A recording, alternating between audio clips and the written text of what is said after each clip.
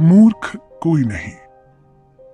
साल 2018 की बात है, जब लेखक मॉर्गन हाउसल ने पैसे के साथ अलग अलग तरह से व्यवहार करते समय लोगों को प्रभावित होते हुए देखा, तो उस पर एक रिपोर्ट लिखी। इस रिपोर्ट में उन्होंने कुछ जरूरी खामियों और बुरे व्यवहार के कारणों को रेखांकित किया और इसे द साइकोलॉजी ऑफ मनी नाम दिया। जल्द ही उस रिपोर्ट ने एक किताब की शक्ल ले ली और देखते ही देखते 10 लाख से अधिक लोग इसे पढ़ चुके थे। नमस्कार दोस्तों, मैं हूं पल्लवी और हमारी चर्चा भी इसी किताब में दिए गए कुछ छोटे छोटे अंश पर हो रही है। हम बात करेंगे उन सभी 20 चैप्टर्स की जिनमें पैसे के मनोविज्ञान और इसकी विशेषताओं पर लेखक ने अपनी राय रखी है। ये किताब इस विषय में गहरा गोता लगाती है। आइए सुनते हैं कि लेखक हमसे क्या कह रहे हैं। लेखक के शब्दों में, मैं आपको एक सामान्य सी परिस्थिति के बारे में बताता हूं।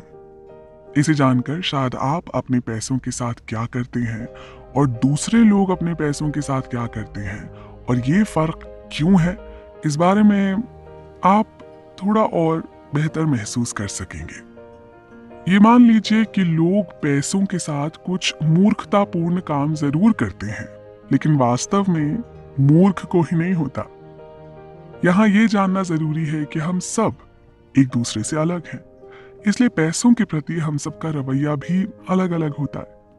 ये तो मानते हैं ना कि अलग अलग पीढ़ियों के लोग, माता पिता द्वारा अलग अलग तरीके से पाले गए लोग, अलग आय अर्जित करने वाले और दुनिया के अलग अलग हिस्सों में अलग अलग अर्थव्यवस्थाओं में पैदा हुए लोग, इन सभी का अनुभव और सबक बहुत अलग अलग होगा। दुनिया कैसे काम करती है, इसके बारे में हर किसी का अपना एक अनूठा अनुभव होता है। आपको जो बिल्कुल बेसिर पैर का लगता है, हो सकता है वो मुझे समझ में आ रहा। जो व्यक्ति गरीबी में पला बढ़ा है, वो जोखिम और इनाम के बारे में इस तरह सोचता है जिस तरह एक धनी बैंकर का बच्चा लाख कोशिश करने पर भी कभी सोच ना पाएगा। ग्रेट डिप्रेशन के दौरान सब कुछ खो देने वाले स्टॉक ब्रोकर ने 1990 के दशक में मार्केट में उफान आने पर कुछ ऐसा अनुभव किया होगा जिसकी कल्पना भी नहीं की जा सकती है। हमारे लिए चुनौती यह है कि कितने भी खुले विचार रख लें या इस विषय पर कितना भी पढ़ लें, वास्तव में डर और अनिश्चितता नहीं समझ पाएंगे।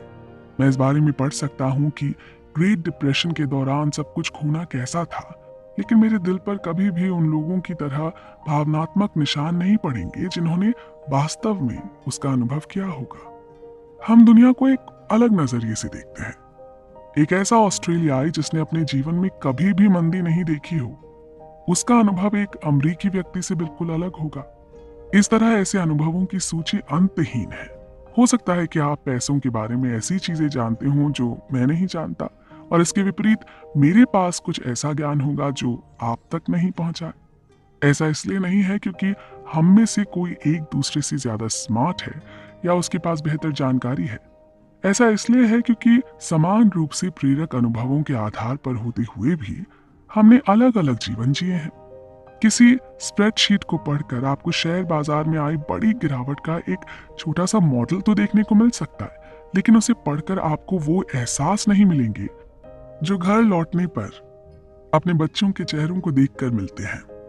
अगर आप कोई ऐसी गलती करते हैं जिससे उनका जीवन प्रभावित हो, इतिहास पढ़ने से आपको ऐसा महसूस होगा कि आप कुछ समझ रहे हैं, लेकिन जब तक आप उसे जीते नहीं हैं और व्यक्तिगत रूप से उसके परिणामों को महसूस नहीं करते हैं, तब तक आप अपने व्यवहार को बदलने के लिए पर्याप्त नहीं समझ सकते हैं। हम सभी सोचते हैं कि हमें अच्छी तरह से पता है ये दुनिया कैसे काम करती है, लेकिन हम सभी ने इसका केवल एक छोटा सा अनुभव किया है और अभी एक लंबा सफर तय करना बाकी है। मन मस्तिष्क पर असर करने वाली ये गहरी चर्चा यूं ही चलती रहेगी। आप भी जुड़े रहिए हमारे साथ।